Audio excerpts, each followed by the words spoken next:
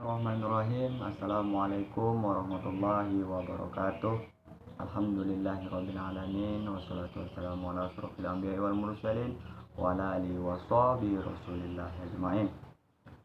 Baiklah, di sini saya akan menjelaskan proposal skripsi saya yang berjudul Konsep Upaya Menanamkan Moderasi Beragama Mahasiswa Setain Bengkalis Melalui Paradigma Kemelayuan. Nah, di sini saya menjelaskan latar belakang. Kenapa saya membuat judul ini? Saya akan menjelaskan latar belakangnya. Nah, pada dasarnya Indonesia adalah negara yang plural. Artinya Indonesia merupakan negara yang penuh dengan keberagaman, suku, etnis, bahasa, budaya, dan berbagai macam kepercayaan ada yang ada di dalamnya. Semboyan Bhinneka Tunggal Ika menggambarkan adanya sebuah persatuan di atas perbedaan-perbedaan yang ada di Indonesia, dengan mengutamakan kepentingan bersama di atas kepentingan pribadi atau golongan. Diharapkan dapat selalu menjaga persatuan dan kesatuan bangsa. Namun, jika tidak dibawa dengan baik, akan menjadi ancaman bagi keras bangsa Indonesia ini. Nah, pada dasarnya Pancasila merupakan dasar atau falsafah negara dan ideologi bangsa, menjiwai segala aspek kehidupan bangsa Indonesia, termasuk dalam aspek beragama. Sila pertama telah menjelaskan yang berbunyi ketuhanan yang Maha Esa, mengantarkan bangsa Indonesia menjadi bangsa yang berkeyakinan. Dalam Undang-Undang Dasar 1945 Pasal 29 ayat 1 dan 2 ditegaskan bahwa Indonesia adalah negara yang berketuhanan. Artinya, Indonesia mewajibkan warga negaranya untuk beragama dan menjamin keamanan dan ketentraman dalam menjalankan peribadatan. Begitu pula yang diajarkan oleh agama Islam kepada pengikutnya.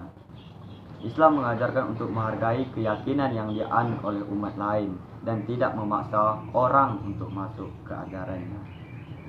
Nah, Islam memandang keberagaman sebagai sunatullah. Perbedaan-perbedaan yang ada merupakan ketetapan dari Allah.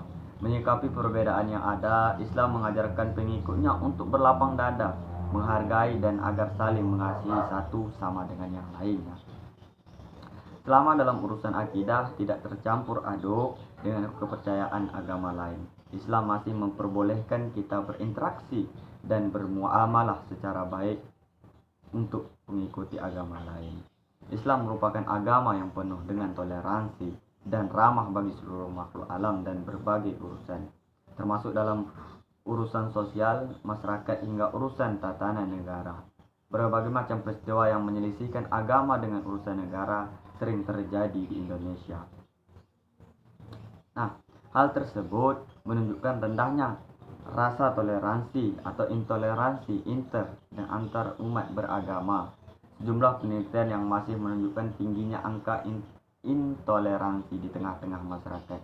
Di antaranya lapisan masyarakat yang rawan terserang oleh sikap intoleransi adalah kaum pelajar.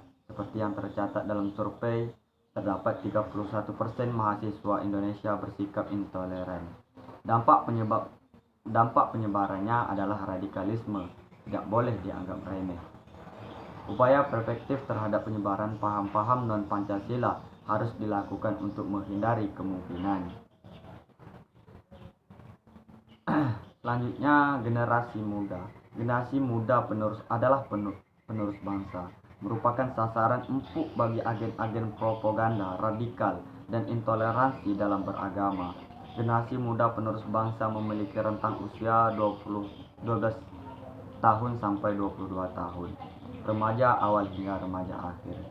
Dalam sudut pandang psikologi, perkembangan pada kurun usia termasuk remaja mengalami masa-masa mencari jati diri. Melihat maraknya paham-paham radikal atau ideologi non-Pancasila yang sedang gencar-gencarnya menyerang Indonesia, remaja tidak luput dari salah satu tragedi pergolakan emosional yang tidak stabil pada diri remaja.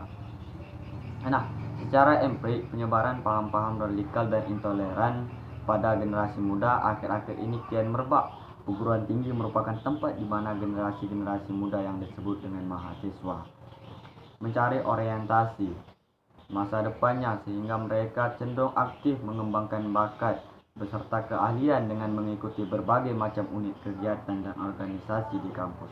Kelompok radikalisme memanfaatkan peluang tersebut untuk menebarkan ideologi dan paham-paham radikalisme. Di perguruan tinggi tidak terkecuali perguruan tinggi keagama Islam yang disebut PTKI, tidak menutup kemungkinan untuk dimasukkan paham-paham intoleran dan menjadi target dari doktrinisasi paham radikalisme. Gerakan dari radikalisme bisa menargetkan doktrinisasi kepada para mahasiswa yang sedang gencar-gencarnya mempelajari ilmu agama, apalagi terhadap para aktivis organisasi yang mereka jadikan sebagai calon kader. Latar belakang semacam ini dimanfaatkan oleh gerakan radikalisme untuk menyebarkan paham-paham yang dimilikinya. Kalam wahyu Allah dan as-sunnah sudah membahas secara jelas mengenai pentingnya bersudut pandang moderat dalam beragama. Hal ini dapat diformulasikan ke dalam pencegahan terhadap problematika kehidupan beragama seperti radikalisme dan fanatisme di perguruan tinggi. Harapan bagi masyarakat untuk membawa perubahan yang lebih baik di masa mendatang. Tanggung jawab dari setiap perguruan tinggi dalam menghadapi situasi semacam ini adalah sebuah keharusan. Perguruan tinggi beserta masyarakat harus bersinergi untuk mewujudkan langkah-langkah preventif terhadap merebaknya paham-paham radikal di kalangan mahasiswa. Salah satu bentuk upaya preventif yang dapat dilakukan adalah dengan mensosialisasikan moderasi beragama kepada mahasiswa. Mahasiswa merupakan penyelenggara penting dalam upaya menyemai nilai-nilai moderasi beragama kepada masyarakat. Hal ini menunjukkan bahwa mahasiswa adalah bagian dari garda utama dalam melindungi persatuan bangsa. Bagi masyarakat, mahasiswa adalah agen perubahan atau agent of change. Penanaman nilai-nilai moderasi dalam beragama kepada mahasiswa diwujudkan oleh salah satu perguruan tinggi keagama Islam negeri PTKIN, yaitu Sekolah Tinggi Agama Islam Negeri Bengkalis. Melalui beberapa program yang berlandaskan kajian ilmu Islam, paradigma kemelayuan merupakan sudut pandang dalam menumbuhkan Islam moderat di Indonesia, khususnya di Riau atau di Bengkalis ini. Kajian terhadap kemelayuan secara umum masih sedikit dilakukan. Proposal ini hendak membahas bagaimana konsep upaya menanamkan moderasi beragama di kalangan mahasiswa dengan paradigma kemelayuan oleh Sekolah Tinggi Agama Islam Negeri Bengkalis. Proses Islamisasi di alam Melayu telah merubah tatanan kehidupan orang Melayu dari berbagai aspek kehidupan. Kedatangan agama Islam telah mengalihkan arah pusat Melayu ke daerah-daerah seperti Melaka, Pesai, Petani, dan lainnya. Selanjutnya kita masuk ke bab 1. Bab 1 adalah membahas tentang sebelum saya membahas ke bab 1, permasalahan, saya akan merangkum masalah. Identifikasi masalah. Berdasarkan latar belakang masalah di atas, maka dapat diidentifikasi beberapa masalah, yaitu yang pertama, konsep upaya menanamkan moderasi beragama di kalangan mahasiswa dengan menerapkan paradigma kemelayuan. Yang kedua, konsep mengaplikasikan moderasi beragama melalui paradigma kemelayuan kepada mahasiswa STAIN Bengkalis. Batasan masalah.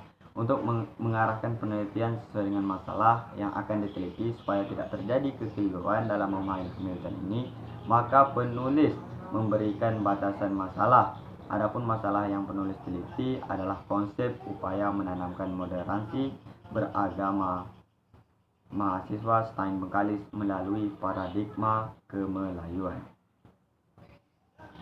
Yang ketiga, rumusan masalah. Berdasarkan latar belakang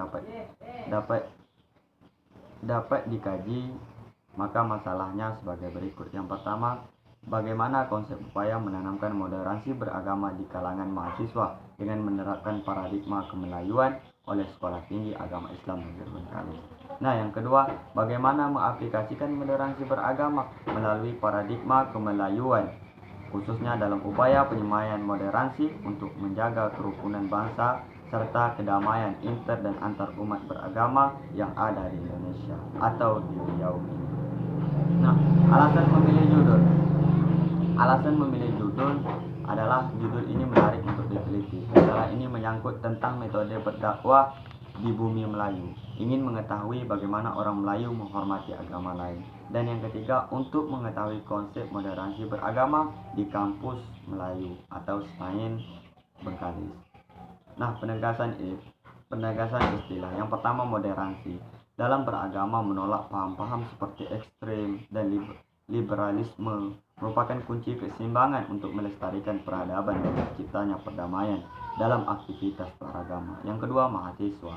Mahasiswa merupakan penyelenggara penting dalam upaya menyemai nilai-nilai moderasi beragama kepada masyarakat. Hal ini menunjukkan bahwa mahasiswa adalah bagian dari garda utama dalam melindungi persatuan bangsa sebagai masyarakat. Mahasiswa adalah agent of change atau agen perubahan.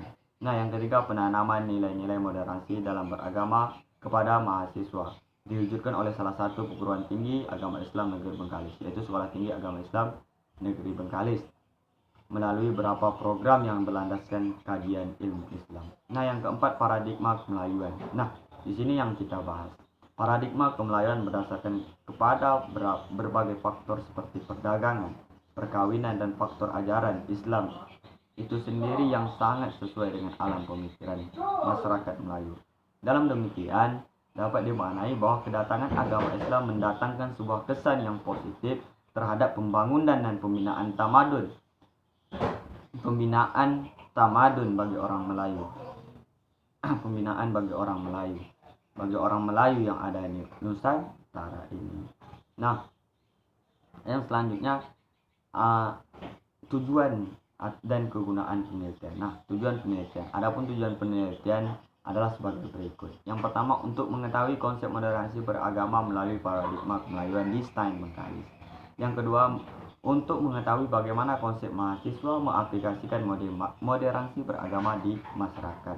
Nah, yang kedua, kegunaan penelitian. Yang pertama, kegunaan penelitian ini adalah bagi mahasiswa berguna sebagai bahan referensi yang ingin meneliti tentang konsep moderasi beragama melalui paradigma kemelayuan.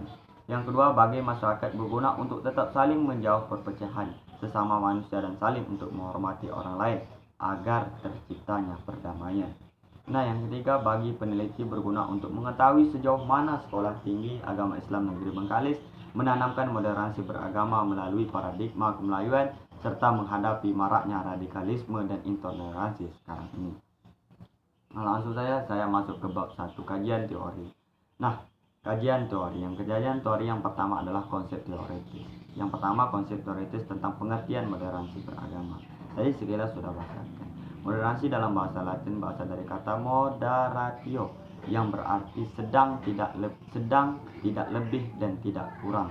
Kata moderasi memiliki arti penguasaan diri yang berasal dari sikap kelebihan dan kekurangan.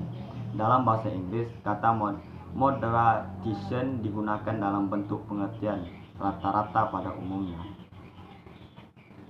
Nah, sedangkan dalam bahasa Arab, moderasi disebut dengan kata wasat atau watosania yang bermakna sama dengan kata tawasuf, tengah-tengah, iktidal, adil, dan tawazun, berimbang, dan wasih merupakan sebutan untuk orang-orang yang menerapkan prinsip wastonia. Dalam bahasa Indonesia, wasit mempunyai 3 pengertian. Pertama, penengah perantara dalam suatu urusan. Kedua, pelerai atau mediator perdamaian antara yang dalam satu urusan. Nah, yang ketiga, pemimpin di dalam sebuah pertanding. Nah, moderasi agama merupakan sikap beragama yang seimbang antara keyakinan terhadap agama sendiri, eksklusif, dan penghormatan terhadap orang yang berbeda keyakinan. Nah, untuk menghindari sikap ekstrem dan fanatik berlebihan terhadap sesuatu golongan atau aliran serta sikap revolusioner dibutuhkan sebagai jalan tengah-tengah atau keseimbangan dalam praktik beragama. Nah, yang kedua saya akan menjelaskan tentang orang Melayu. Nah, Islam dan Melayu. Yang kedua, Islam dan Melayu. Sebagaimana yang telah diketahui secara umum bahwa Islam masuk ke Melayu melalui berbagai cara, misalnya dengan perdagangan, perkawinan. Yang saling penting adalah melalui dakwah. Tanggung jawab berdakwah yang dilakukan oleh umat Islam tidak hanya terbatas kepada sebuah suku bangsa saja, akan tetapi kepada seluruh suku bangsa yang ada di dunia ini. Karena Islam merupakan agama yang bersifat universal, maka dakwahnya juga bersifat universal. Umat Islam sangat yakin bahwa agama yang dibawa oleh Nabi Muhammad SAW sebagai rahmat untuk seluruh alam. Berdasarkan keyakinan tersebut, maka orang-orang Arab pada awalnya Islam meluaskan penyebaran. Penyebaran Islam tidak hanya di Arab saja, melainkan juga ke seluruh pelosok dunia, termasuk Nusantara. Menurut Sabli, orang-orang Arab zaman dahulu pada abad-abad pertengahan telah memegang kendali perdagangan laut antara Mesir dan Iran, serta antara India dan Asia Tenggara. Kenyataan ini dapat dibukti dengan catatan-catatan Cina purbakala yang menyebutkan bahwa orang-orang Arab dan Iran telah memiliki pusat-pusat perdagangan dan tempat tinggal di Kanton Cina pada tahun 300 Masehi. Demikian hasil penelitian Azra. Nah, dari penelitian Azra menjelaskan sudah terjalin hubungan dengan antara Timur Tengah dan masyarakat Nusantara jauh sebelum wujudnya agama Islam. Nah, oleh karena itu ketika utusan Khalifah Utsman bin Affan sampai di Cina, mereka terlebih dahulu berdakwah kepada masyarakat yang berasal dari Timur Tengah. Dalam bentuk ini, kapanpun terjadi hubungan orang Arab dan orang Melayu tidak terlalu dipermasalahkan, sebab kedatangan mereka baik dari Arab langsung atau dari Iran maupun dari wilayah India yang membawa agama Islam ke Nusantara menimbulkan sebuah perubahan yang hampir menyeluruh di dalam kehidupan orang Melayu yang selama ini kuat berpegang kepada ajaran Hindu dan Buddha. Nah, dengan keyakinan yang dibutuh umat Islam bahwa Islam merupakan risalah terakhir yang diturunkan kepada Nabi Muhammad untuk seluruh umat di dunia. Dalam ajarannya, Islam tidak hanya mengatur hubungan antara manusia dan penciptanya saja, akan tetapi mengatur hubungan antara manusia dengan manusia lainnya. Nah, selanjutnya saya akan menjelaskan makna orang Melayu. Nah, istilah atau penggunaan perkataan Melayu hari ini mempunyai 3 pengertian, meskipun dalam konteks yang berbeda. Nah, pengertian Melayu pertama digunakan dalam konteks Indonesia, yaitu Melayu merupakan salah satu dari beberapa suku atau etnik seperti orang Jawa, Aceh, Bugis, Makassar, Bali, Mandailing, Batak, Kerinci, Banjar, Lampung, Minangkabau, Boyan, Madura, Manado, Toraja, dan sebagainya. Selanjutnya, pengertian Melayu sebagai etnik di Indonesia ditunjukkan kepada mereka yang mendiami di Kepulauan Riau dan pantai timur Sumatera, yang bertutur dalam bahasa Melayu sebagai bahasa pertama dan bahasa ibunya. Nah, bahasa Melayu inilah yang diangkat menjadi bahasa nasional negara Indonesia mulai peristiwa Sumpah Pemuda pada tahun 1928. Pengertian Melayu kedua digunakan di Malaysia, di mana gerakan nasionalisme Melayu pada tahun 30-an dan 40-an telah meleburkan pemisah antara suku-suku atau etnik ini dengan menjadikan mereka semua sebagai bangsa Melayu atau Malaysian. Hasilnya timbul konsep Melayu yang kedua seperti termaktub dalam perlembagaan Malaysia, yaitu mempunyai 3 ciri. Yang pertama, bertutur dan menjadikan bahasa Melayu sebagai bahasa pertama. Yang kedua, beragama Islam. Dan yang ketiga, berpegang kepada adat resam yang lazimnya diamalkan oleh orang-orang Melayu. Nah, selanjutnya saya akan membahas yang keempat, saya akan membahas konsep keyakinan dan kepercayaan. Nah, keyakinan atau kepercayaan ini akan berperan dalam menjelaskan tentang adanya Sang Khalik, sehingga hubungan manusia dengan pencipta terjadi dengan baik, dan hubungan sesama manusia juga berjalan dengan baik. Artinya ketika kita melakukan analisis terhadap sebuah kemelayuan yang telah ada, maka permasalahan keyakinan tidak bisa ditinggalkan, karena keyakinan itulah terlahir ide atau gagasan yang nantinya dapat dijadikan warisan bagi generasi berikutnya. Nah, selanjutnya keyakinan menciptakan juga dasar bagi manusia untuk menghasilkan produk. Karena produk akan tercipta jika manusia memiliki pandangan alam semesta atau adanya.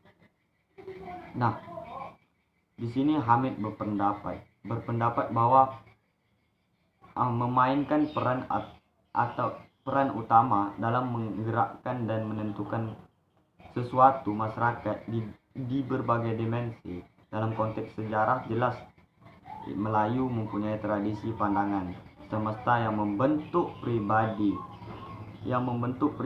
dan jati diri bangsa Melayu selama ini. Nah, selanjutnya yang kelima, saya akan menjelaskan tentang konsep pendidikan dan ilmu pengetahuan. Nah, bersamaan dengan kedatangan Islam di alam Melayu, maka berkembanglah ilmu pengetahuan dan pendidikan. Pendidikan Islam ini meliputi aspek institusi pendidikan dan strukturnya, guru-guru dan muridnya, mahasiswa dan dosen-dosennya, dan terutama tentang ilmu pengetahuan yang diajarkan. Misalnya di Melaka, di mana Sultan yang pertama yakni Megat Iskandar Shah 1414 Masehi sangat memperhatikan pendidikan. Pengajian Islam tidak saja dilakukan di rumah-rumah dan di masjid-masjid, akan tetapi juga dilakukan di istana Sultan. Istana turut berfungsi sebagai pusat pembelajaran, perpustakaan dan pendidikan seperti kegiatan dan penyalinan buku-buku keislaman. Nah, selanjutnya saya akan menjelaskan kesimpulannya saja. Yang keenam, aspek bersosial di masyarakat. Nah, sistem sosial dalam Islam menolak adanya perbedaan derajat dan kedudukan manusia kecuali atas dasar ilmu dan takwa. Islam telah mengangkat derajat manusia dengan menyanamkan kedudukan mereka di sisi Allah Subhanahu wa taala sebagaimana termaktub dalam Al-Qur'an surah Al-Mujadalah ayat 11 yang artinya, hai orang-orang yang beriman, apabila dikatakan kepadamu berlapanglah dalam majlis, maka lapangkanlah, niscaya Allah akan memberi kelapangan untukmu.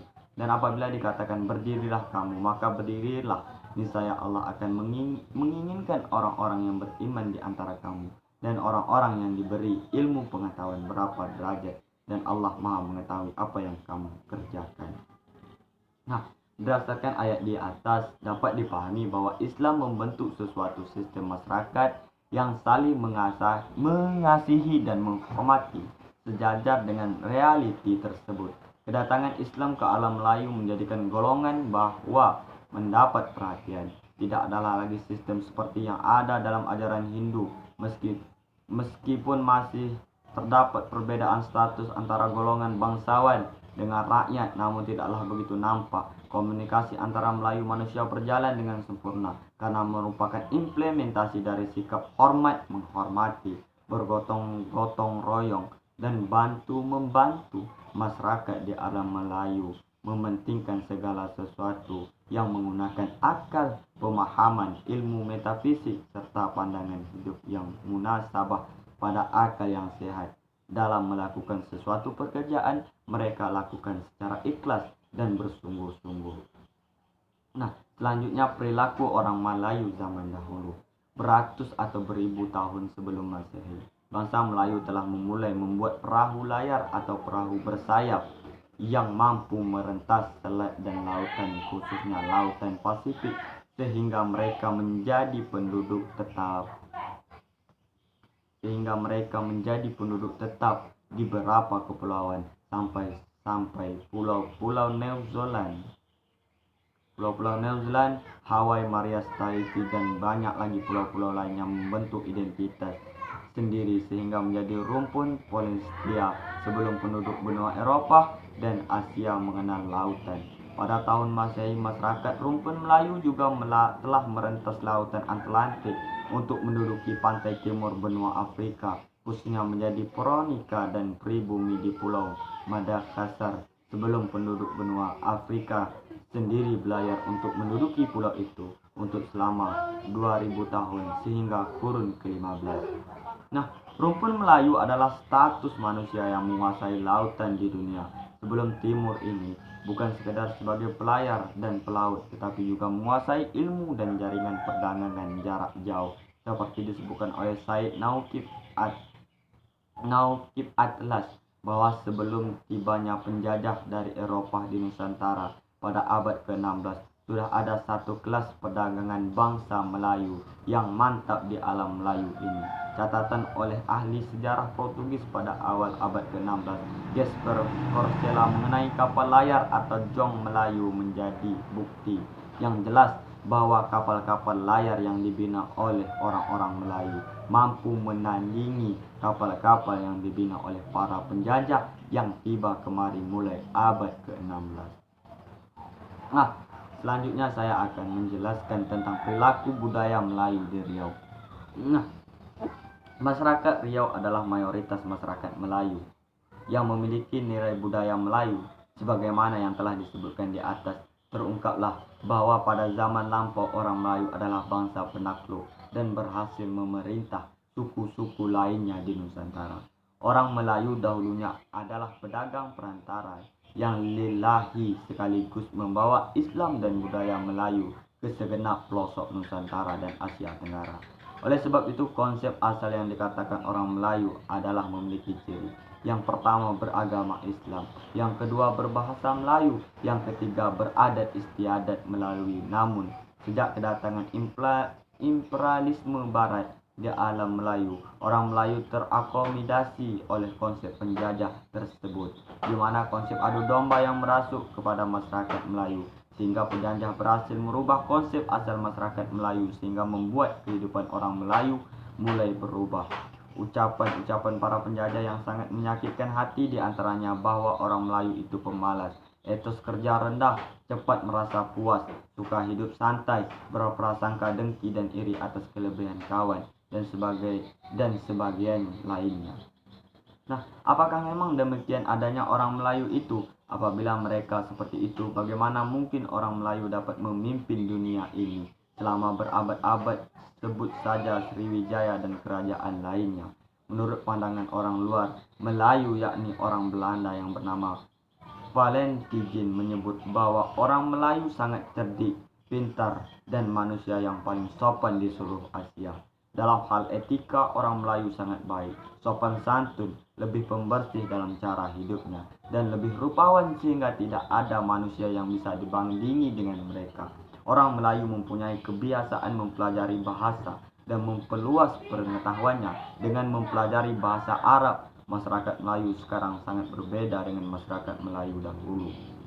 Kenyataannya sekarang masyarakat Melayu tidak menampakkan lagi sifat energi dan keinginan untuk maju. Akibat wilayah pesisir bagian timur Sumatera, tempat mereka bermukim, kini mengalami keadaan yang terpuruk.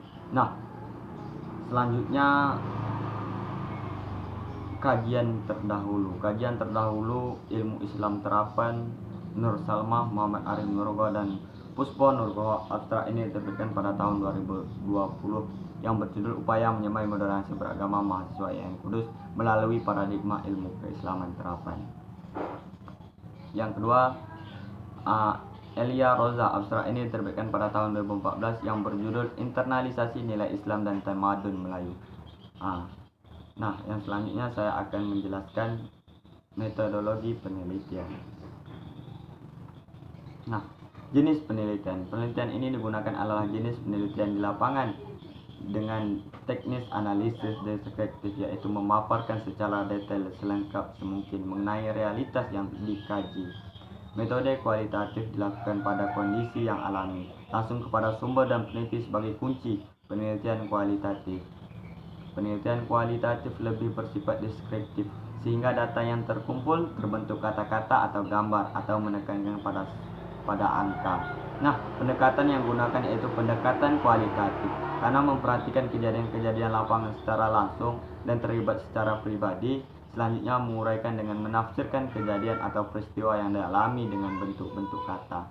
Nah, yang kedua, lokasi dan waktu penelitian. Penelitian ini dilaksanakan di Sekolah Tinggi Agama Islam Negeri Bengkalis. Untuk mendapatkan data informasi hanya akan terfokus kepada alumni dan mahasiswa yang masih aktif. Alasan memilih STAIN Bengkalis sebagai tempat penelitian karena kampus tersebut memiliki nuansa keagamaan dan kemelayuan. Nah, waktu penelitian yang ditempuh pada 27 September sampai dengan Desember 2020. Nah, sumber data. Yang pertama, data primer. Sumber data primer adalah sumber data utama yang dapat memberikan informasi, fakta, dan gambaran peristiwa yang diinginkan dalam penelitian.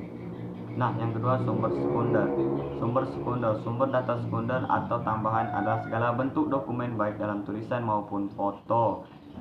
Data didapat dari sumber bacaan seperti buku, jurnal, modul yang relevan, dan dengan tujuan untuk memperkuat informasi dari hasil penelitian. Nah, yang D, prosedur pengumpulan data. Yang pertama, observasi. Nah, Nasution berpendapat bahwa observasi adalah dasar semua ilmu pengetahuan, karena pada ilmuannya hanya dapat bekerja berdasarkan data, yaitu fakta mengenai dunia kenyataan. Nah, yang pertama, observasi dalam penelitian ini menggunakan observasi partisipasi pasif. Observasi yang dilakukan dengan datang di Sekolah Tinggi Agama Islam Negeri Bengkalis, akan tetapi tidak ikut terbit di dalamnya. Data permasalahan yang diperoleh tentang konsep moderasi beragama melalui paradigma kemelayuan di kalangan mahasiswa serta upaya menanamkannya. Nah, yang kedua, wawancara. Wawancara mendefinisikan wawancara adalah pertemuan dua orang untuk bertukar informasi dan ide-ide melalui tanya jawab sehingga dapat dikontribusikan makna dan suatu topik tertentu. Nah, wawancara dalam penelitian ini menggunakan teknik wawancara simeter struktur. Akan narasumber dapat memberikan pendapat atau ide secara bebas dan narasumber merasa lebih terbuka. Alat yang digunakan dalam wawancara dengan menyiapkan instrumen wawancara, alat untuk merekam wawancara menggunakan telepon genggam. Wawancara ini dilakukan kepada alumni dan mahasiswa yang masih aktif Sekolah Tinggi Agama Islam Negeri Bengkalis melalui kepala prodi yang ada di STAIN Bengkalis. Data yang dapat diperoleh meliputi konsep moderasi beragama melalui paradigma kemelayuan di kalangan mahasiswa serta upaya menanamkannya. Yang ketiga, dokumentasi. Dokumentasi merupakan catatan peristiwa yang sudah berlalu. Dokumen dapat berupa tulisan, gambaran, atau karya-karya monumental dari seorang. Hasil penelitian akan semakin kredibel jika didukung dengan foto-foto atau karya tulis akademik yang telah ada. Nah, data yang dapat didokumentasi adalah foto-foto kegiatan selama observasi kegiatan atau data-data yang berkaitan dengan konsep moderasi beragama melalui paradigma kemelayuan di kalangan mahasiswa serta upaya menanamkannya. Nah, yang E, analisis data. Analisis data dalam penelitian ini menggunakan model interaksi, melakukan analisis data pada pengumpulan data dan setelah pengumpulan data dalam periode tertentu. Langkah selanjutnya setelah pengumpulan data yang mulai direduksi. Mereduksi data adalah memilih hal-hal yang pokok, memfokuskan pada hal-hal yang penting yang sesuai dengan tema yang akan dibahas. Nah, pengecekan kebahasan data. Yang pertama, triangulasi sumber. Sumber berarti untuk mendapatkan data atau sumber yang berbeda dengan teknik yang sama. Yang kedua, triangulasi teknik. Pengujian kredibilitas data dilakukan dengan pengecekan kepada sumber data yang melalui teknik yang berbeda, antara seperti wawancara, observasi, dan dokumentasi. Sekian dari saya, cukup sekian sampel saya untuk membahas proposal skripsi saya yang berjudul Konsep Upaya Menanamkan Moderasi kepada Mahasiswa Sekolah Tinggi Agama Islam Negeri Bengkalis melalui paradigma kemelayuan. Lebih dan kurang saya mohon maaf. Wallahul muwaffiq ila aqwamit thoriq. Assalamualaikum warahmatullahi wabarakatuh.